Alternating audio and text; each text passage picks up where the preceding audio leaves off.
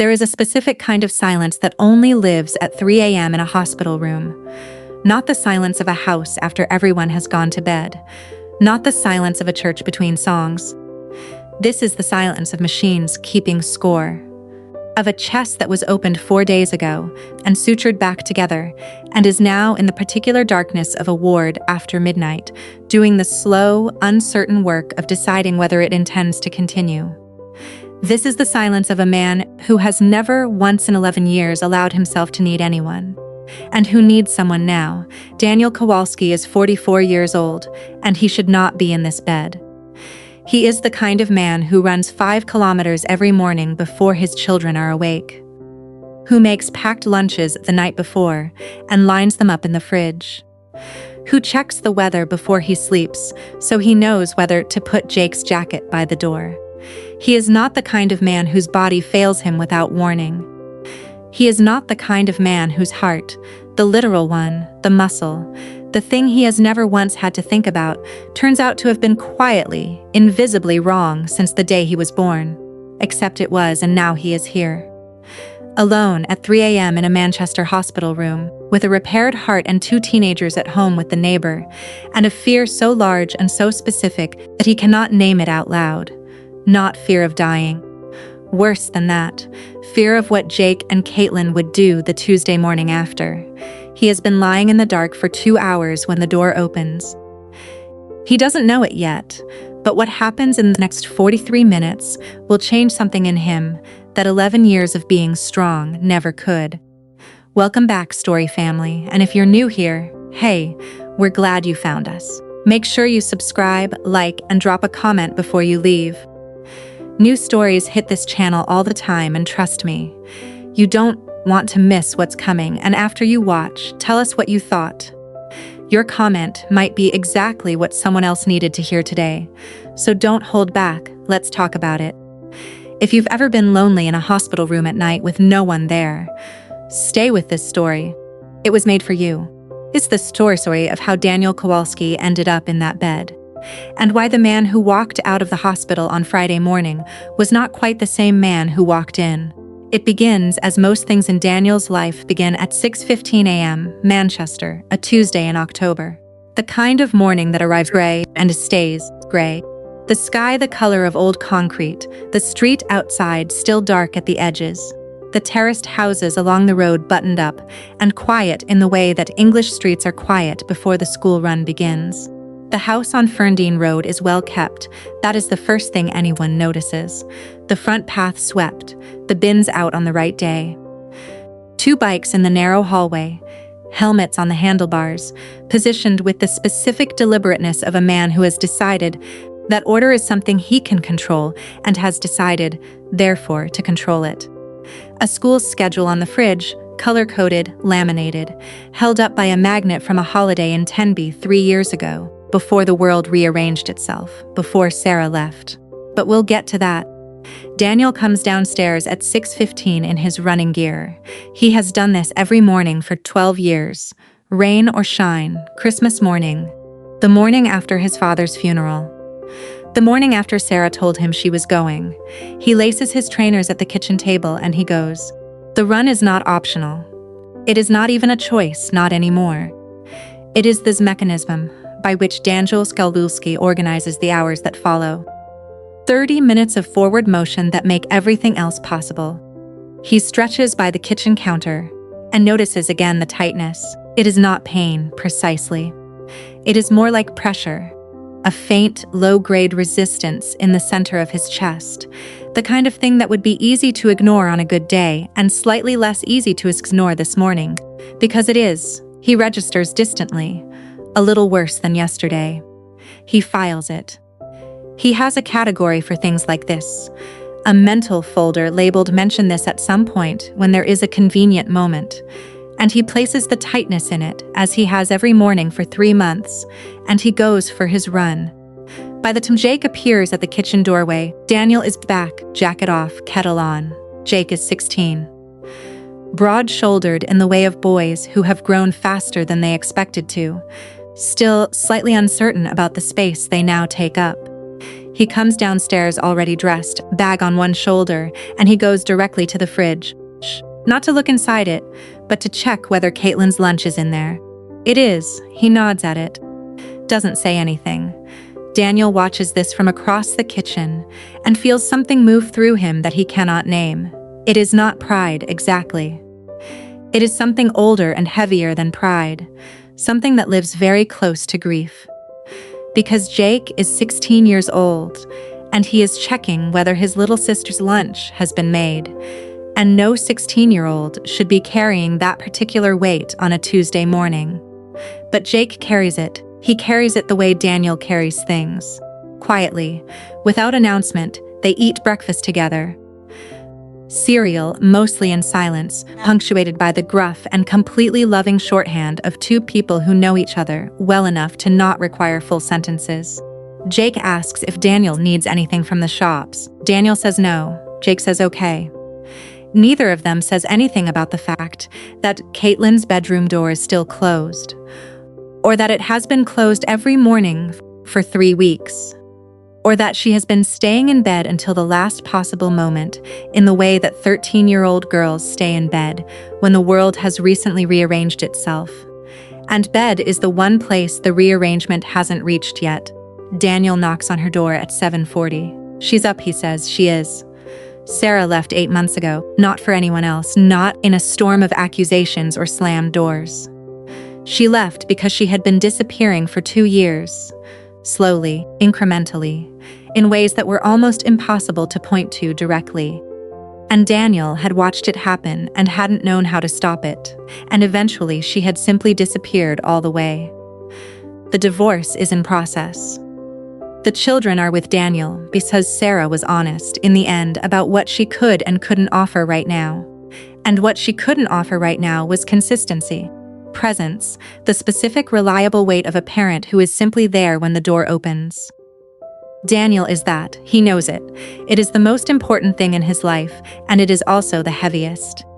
3 kilometers into the Tuesday run, the tightness becomes something else. Not dramatically, not with sharp pain or breathlessness or anything that announces itself, just a degree worse. A threshold crossed so quietly he almost doesn't notice. He slows. He walks the last 2 kilometers home. It's nothing, he tells himself. At his next GP appointment 3 weeks later, mentioned almost as an aside, at the end of the consultation, hand on the door, he mentions the breathlessness. The GP orders a scan. 3 weeks after that, Daniel Kowalski is sitting in a consulting room in Manchester, and a cardiologist is telling him, in the calm and careful language of someone who has said this before, that the surgery is scheduled for Thursday, and that it is not optional. Daniel nods. I'm fine, he says. Neither of them believes it. The surgeon said it went well. Daniel heard the words, nodded, and believed them. Then the lights went out. He woke in a room that didn't feel entirely real. That is the only way to describe the recovery room at 2 p.m. on a Thursday afternoon. A suspense of cotton wool unreality. Everything slightly too bright and slightly too slow. Voices arriving from a distance that didn't match the faces they belonged to. A nurse asked him his name, he told her. She nodded like he'd passed a test. He had, he supposed. The surgery was clean, the defect corrected. The architecture his heart had been born with. The flaw that had been quietly present for 44 years, invisible on every routine check, doing its slow and invisible damage, had been found and fixed and was no longer a threat. That is what the surgeon told him when he came by at 4 p.m., clipboard in hand, the particular brisk warmth of a man who has done this many times and has learned to deliver good news efficiently. Full recovery expected, he said. You should be home by the weekend. Daniel nodded. Thank you, he said. The surgeon left. Daniel lay in the adjusted bed and looked at the ceiling and waited to feel relieved. Jake and Caitlin arrived at 4:30. Jake came in first. Shoulders back, jaw set, the posture of a boy who had decided, somewhere between the car park and the ward, that his job today was to be steady. He stood at the foot of the bed and looked at his father, with an expression that was carefully, visibly controlled, and Daniel recognized it immediately because it was the same expression Daniel used in situations that required him not to fall apart. He had not realized until this moment that Jake had learned it from him. "You look all right," Jake said. "I feel all right," Daniel said. Both of them were being slightly generous. Caitlin said nothing. She came to the side of the bed, sat in the plastic chair, and took Daniel's hand in both of hers. The left one, carefully avoiding the IV, and held it with the focused, quiet intensity of a 13-year-old girl who has run out of words and has decided that this will have to do instead. It did. It more than did. If you've ever sat in a hospital waiting room for someone you love, you already know what the next part of this story feels like. Drop a comment, tell me. Daniel's mother, Margaret, had driven down from Leeds at 5 a.m. the morning of the surgery. She is 71 years old. She had sat in the family treating room for 6 hours with a thermos of tea and a paperback she did not read, and the specific, unperformable terror of a mother watching her child go into an operating theater. When the surgeon came out to tell her it had gone well, she had said thank you very quietly and then excused herself to the bathroom for 4 minutes. She stayed for 3 days. She was warm, practical, efficient in the way that northern women of a certain generation are efficient. She restocked the ward snack bag. She learned the nurses' names. She asked the right questions in the consultations and wrote the answers down in a small notebook she'd brought specifically for this purpose. She did not once let Daniel see how frightened she had been, and on the 3rd morning Daniel told her she should go home. "I'm fine," he said, genuinely. "Go home, Mum." She looked at him for a long moment, then she packed her bag, kissed his forehead, and went. She had been hearing "I'm fine" from Daniel since he was 11 years old. She had learned a long time ago that arguing with it was inefficient. The first night passed in the soft, unreliable fog of post-surgical sedation, half-sleep, strange dreams that dissolved the moment he reached for them. Monitors beeping at intervals that stopped registering as sound and became simply part of the texture of the dark. The second night was different. The sedation had worn off completely by then. The body, his body, the one that had been opened and repaired and sutured back together, had begun its serious accounting. Every nerve, every muscle, every inch of a chest that had been through something enormous and was now without the chemical buffer, making sure he understood exactly how enormous it had been. He lay in the dark, fully conscious, fully present, and every thought he had been too medicated, too busy, or too determined to think came quietly all at once. The fear that arrives at 3 a.m. in a hospital room is not like any other fear. We're about to go there. Stay with me. The clock on the wall said 3:17 a.m. Daniel knew this because he had been watching it. Not continuously, just returning to it the way you return to something when there is nothing else to hold on to. 3:94. 3:9:14. The minute hand moving with the specific indifference of a thing that does not know or care what is happening beneath it. He had been thinking about Jake. Specifically, he had been thinking about a morning 3 months ago. A Wednesday's, he thought, though he couldn't be certain, when he had come downstairs in his running gear and found Jake already in the kitchen. Not eating, not on his phone, standing at the counter, making his sister's packed lunch with the focused, unhurried care of someone who had decided this was simply his job now. Jake had not heard him on the stairs. Daniel had stood in the doorway for a long moment and watched his 16-year-old son. His son, who should be thinking about football and exams and whatever else 16-year-olds think about, carefully cutting the crusts off Caitlin's sandwich, because Caitlin didn't like crusts. And Jake had remembered, and Daniel hadn't said a word. He hadn't been able to. He thought about Caitlin's door, open every night since Sarah left. "I just like the air," she'd said, the one time he'd mentioned it. He had not pushed, because he also slept with his door open now, and the reason was the same. And some things are understood better when they are not examined too directly. He lay in the dark at 3:17 a.m. and thought about what Jake and Caitlin would do on a Tuesday morning if the surgery hadn't worked. He thought about it with a clarity that was almost architectural. And then the door opened. He didn't hear a knock. There wasn't one. Just the quiet, practiced movement of a door, opened by someone who has opened many doors at 3 a.m. and has learned to do it without announcement. The light from the corridor came in briefly, narrowly, and then was reduced to a thin line at the bottom of the door as it swung almost closed behind him. Raymond Cole moved through the room the way water moves through a space, finding the shape of it without disturbing it. Not quickly, not slowly. With the specific, unhurried efficiency of a man who has been working nights for 7 years and has learned that the night ward requires something the day ward doesn't. Patience, lateral attention, the willingness to look at what is actually in the room rather than what the chart says should be. He checked the monitors, made the notes. Did not look at Daniel directly while he did it, and yet Daniel had the distinct impression of being read, assessed, not clinically, more completely than that. Then Raymond Cole pulled the chair from the corner of the room and sat down, not in the practiced professional way, not the sit of a nurse completing a task, just sat. The way a person sits when they have decided without making an announcement of it that they are staying for a while. "Can't sleep," he said. Daniel looked at him. "No," he said. Raymond nodded, as though this were completely unremarkable. "How old are your kids?" Daniel told him. And something he had no name for, some valve that had been closed for 11 years of being the one who held things together, opened, quietly, without drama. The way things open at 3 a.m. when you are too tired and too scared to keep them shut any longer.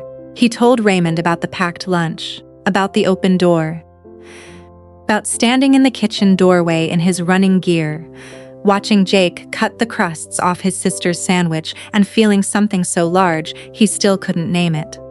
He told him what he had actually been lying there thinking about. Not death in the abstract, not statistics or prognoses or recovery timelines. Jake and Caitlin, a Tuesday morning, without him. Raymond listened. He did not offer solutions, did not redirect toward recovery statistics or positive outcomes. He simply sat in the room with what Daniel was carrying and let it be carried in the presence of another person, which is, it turns out, all any weight actually needs. Then Raymond said, "My dad had this surgery 12 years ago." He told Daniel about the phone call. 3 a.m., 40 minutes in a hospital car park on his break. His father's voice through the phone. The things that were said and the things that weren't, and the ones he wishes, every day since his father died, that he'd said differently. He did not make it about himself. He made it a bridge. "I've been on both sides of this," was what he was saying, without saying it. "You are not the first person to lie awake at 3 a.m. with this specific fear. You will not be the last." At 4 a.m., Raymond stood. He replaced the chair in the corner of the room with the same quiet precision with which he'd taken it. At the door, he paused. "The fear at 3 a.m., he said. "It's not a symptom, it's just 3 a.m. He let that sit for a moment. "It looks different at 7. Then he left. Daniel lay in the dark. He did not feel fixed.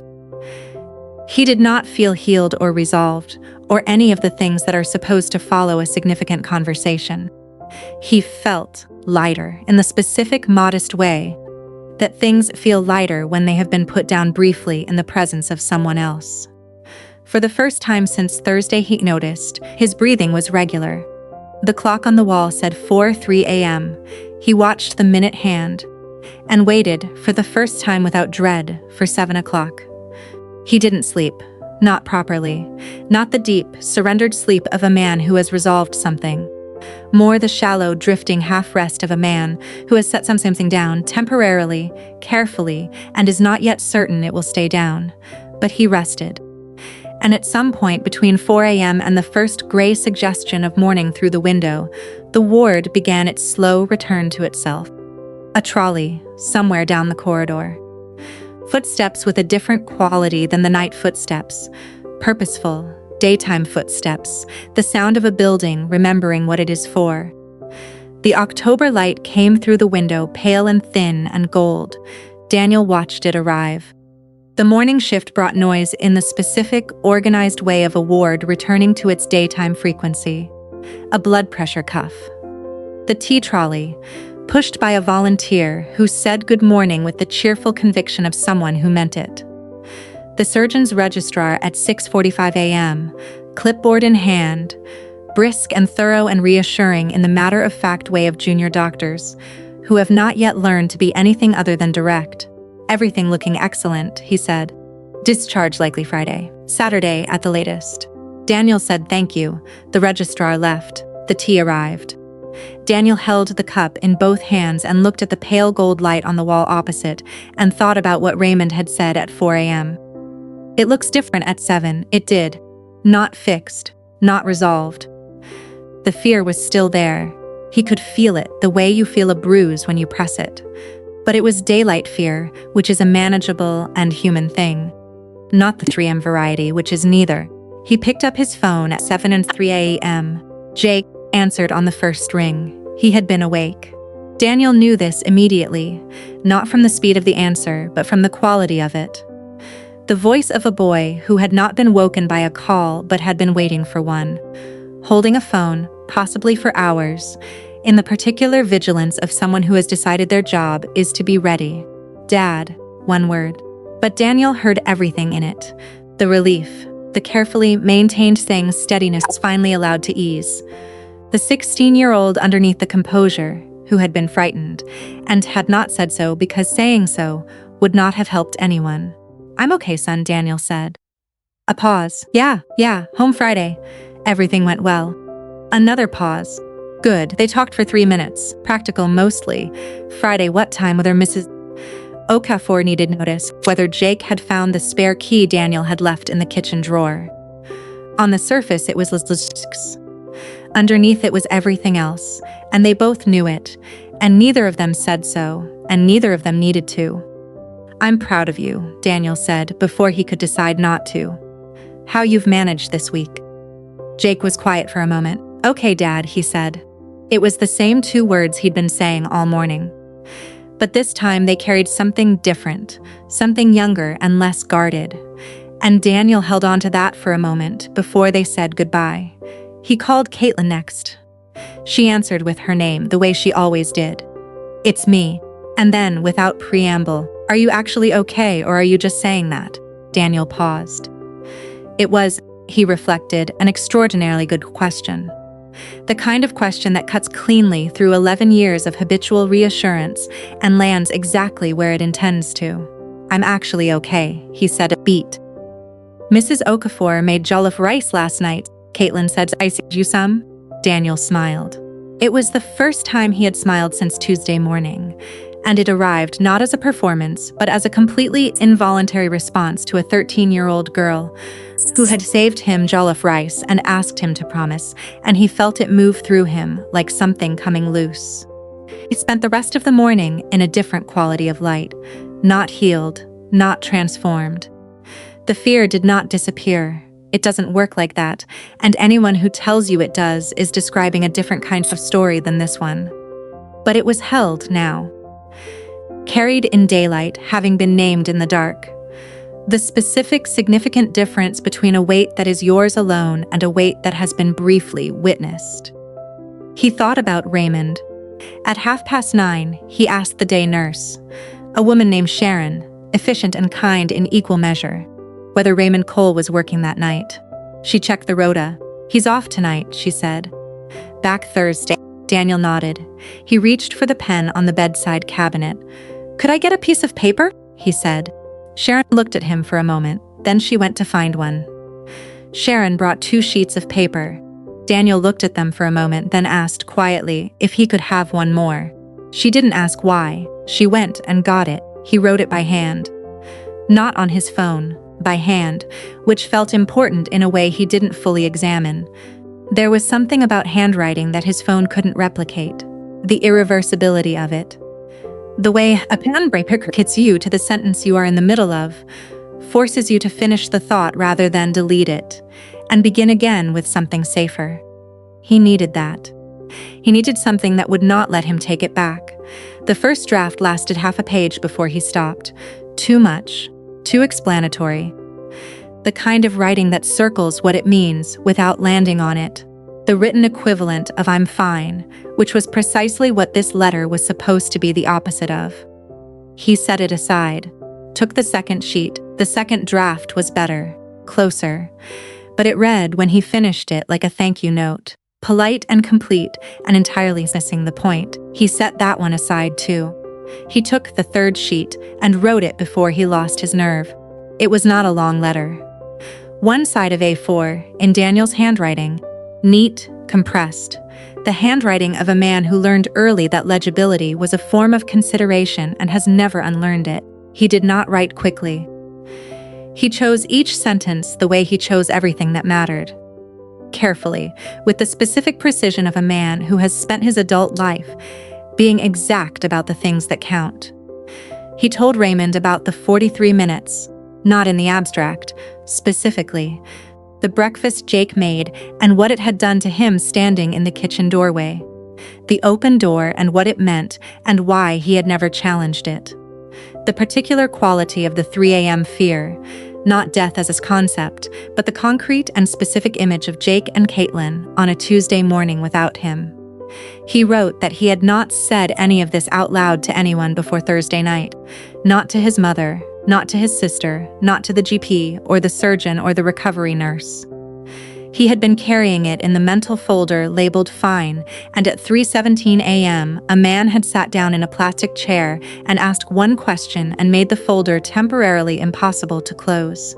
He wrote that he was grateful in a way that exceeded his available language, but that he was attempting the language anyway, because Raymond had taught him, in 43 minutes, without intending to, that attempting it was better than not. Then he wrote about his father. His father's name was Tomas. He had come over from Krakow in 1974, married Daniel's mother in 1977, worked in engineering for 31 years, and said almost nothing about any of it. Not because he was cold. Because he was, in the way of men of his generation and background and particular emotional architecture, simply better at doing than saying. Better at the packed lunch than the conversation. Better at the fixed car and the attended school play, and the hand on the shoulder than the words the hand was standing in for. Daniel had understood this, in retrospect. He had not understood it in time. His father died when Daniel was 31. Quickly, from something that did not give either of them adequate notice. And Daniel had stood at the funeral and understood, with a clarity that arrived too late to be useful, that there were things he had never said and things his father had never said, and the window for both had closed. He wrote all of this to Raymond. He told him that the story about the car park, the 40 minutes, the things said and unsaid, the ones Raymond wishes he'd said differently, had landed in a specific and important place. Because Daniel knows that place. He has been living adjacent to it for 13 years. He ended the letter simply. You told me the fear at 3 a.m. isn't a symptom. I've been thinking about that. I think I've been treating a lot of things that aren't symptoms as if they are. I'm going to try to stop. Thank you for the 43 minutes. They were worth considerably more than that. Daniel Kowalski, Ward 7, Bed 3. He folded it once, wrote on the outside in the same neat hand, Raymond Cole, night shift. He pressed the fold flat with his thumb. Then he called Sharon over. Could you make sure he gets this? He said. Sharon read the outside. Something shifted slightly in her expression, not much, just enough. I'll make sure, she said. She took it. Daniel lay back against the pillow. He had written 3 letters in his adult life that cost him something to write. One to his father's grave, which he had never sent for obvious reasons, and kept in a drawer for reasons he understood better now. One to Sarah, 2 months after she left, that he had finished and sealed, and then not posted because the moment had passed, and the words had come too late, and he had put it in the same drawer. And this one, he had given it away before he could change his mind. It felt, he thought, like a beginning of something. He was not yet certain what. Thursday night, Daniel was awake at 11 p.m. Not from fear. That was the difference. The thing he noticed first and kept noticing. The same dark, the same monitors. The same ward after midnight, quiet settling over the building like a held breath. But the quality of the wakefulness was different, not dread, just restlessness. The specific, almost impatient restlessness of a man who is ready to go home and has one more night to wait. He listened to the shift change. the day voices giving way to the night voices. The particular hush that falls over a ward after 11 p.m. Not silence, never silence, but a different register. Lower, more careful. The sound of a building adjusting to what the dark requires. He was staring at the ceiling when the door opened. Raymond, he was in his scrubs. He had the letter in his hand, not tucked away, not folded into a pocket. In his hand held at his side, the way you carry something you've been thinking about. The fold lines were soft, the softness of paper that has been opened and refolded several times. Read and set down and picked up again. He didn't say anything immediately. He pulled the chair from the corner of the room, sat down. Not the professional sit, not the nurse on a check sit. The sit of a man who has received something he was not expecting and has decided it deserves to be acknowledged properly, in person, in the same room where it began. "I don't usually come back to rooms," he said. Daniel looked at him. "I'm glad you did," he said. Raymond looked at the letter in his hands. A long moment passed, the monitor beeped. Somewhere down the corridor, a door opened and closed. "My dad," Raymond said. "The car park call." He paused. "I've never talked about it, not to anyone." Daniel waited. "I've thought about it every day since he died," Raymond said. "Every single day. The things I said, the things I didn't." Another pause, shorter this time. "You're the first person I've told that to." The room was quiet. "I know something about not saying things," Daniel said. Raymond looked at him. "Yeah," he said, "I know you do." They sat together for a while after that, not talking much, not needing to. It was the specific, comfortable quiet of two people who have already said the important things and understand, without discussing it, that the connection doesn't require maintenance. It is simply there, solid, the way things are solid when they have been built from something real. Daniel thought about his father, about Tomasz Kowalski, who had driven him to every football match for 6 years without once saying "I love you" out loud, and who had meant it every time anyway, and who had died before Daniel found the language to tell him that he knew. He thought about the drawer, the letter he had written to his father's grave and never sent, sitting in the dark next to the one from Sarah. He thought about how it had felt to hand Sharon the letter for Raymond. The specific, unfamiliar lightness of giving something away before you could take it back. He thought he might write to his father again sometime. This time, he thought, he might not need the drawer. At 12:30 a.m., Raymond stood. He replaced the chair in the corner with the same quiet precision as the first night. Same movement, same care, like returning something borrowed. At the door, he paused. "Your kids," he said. "Jake and Caitlin." Daniel looked at him. "They're lucky," Raymond said. "The open door thing, the breakfast." He held Daniel's gaze. "That's a father who's present even when he thinks he isn't." He left. Daniel lay in the dark and thought about that for a long time. At 7 a.m. on Friday morning, the door opened. Jake came in first. Behind him, Caitlin, carrying a container with both hands, carefully, the way you've been specifically instructed not to spill. Behind them both, Mrs.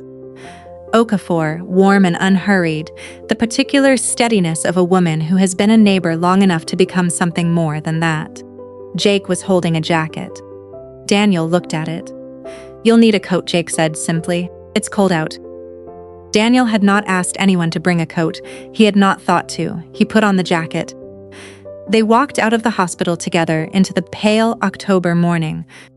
The three of them, Caitlin still carrying the jollof rice, Jake matching his pace to his father's without being asked, and Daniel breathed the outside air for the first time in a week. His repaired heart did its work, steadily, quietly, with the specific, dependable rhythm of something that has been fixed properly and is now, for the first time, working exactly the way it was always supposed to. 6 weeks later, he wrote Raymond a second letter, not about the surgery. About a Saturday morning when he had come downstairs early, no reason, no occasion, and made breakfast before anyone was awake. And Jake had come downstairs and stood in the kitchen doorway and looked at his father standing at the stove, and his face had done something that Daniel recognized immediately. It was the expression of a boy who had been waiting, without knowing he was waiting, for his father to simply be there. I've been trying to be present on purpose, Daniel wrote, instead of by accident. It turns out there's a difference. Thank you for the chair. Thank you for Thursday night. Daniel. 2 weeks later, a reply arrived. 3 sentences. Thank you for both letters. My dad would have liked you. Take care of those kids. Our Daniel keeps both letters in the drawer of his bedside table, next to a photograph of Jake and Caitlin, the one where they are both laughing. The one he took on a Saturday morning when he made breakfast before anyone was awake. And they came downstairs and found him there. If this story stayed with you, if you know someone who carries everything quietly and says they're fine when they aren't, share it with them. Sometimes the right story finds the right person at the right time. And if you've been that person, awake at 3 a.m. with something too heavy to name, drop a comment below. You don't have to say much. Just that you were here. If you haven't subscribed yet, this is your sign. There are more stories like this one waiting for you. Thank you for staying until the end. It means more than you know.